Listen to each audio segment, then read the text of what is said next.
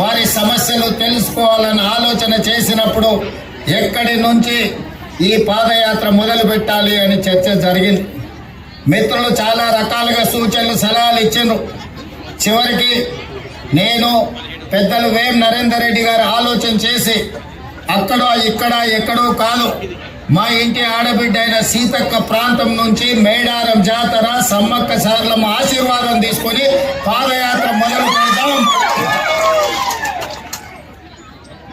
ఒక సంకల్పం తీసుకొని బయలుదేరిన వాళ్ళు ఎవరు చరిత్రలో ఓడిపోలేదు.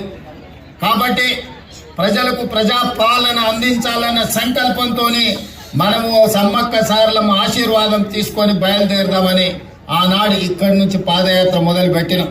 సరిగ్గా 2 రోజులు 3 రోజుల ముందే సీతక్కకు చెప్పినాం.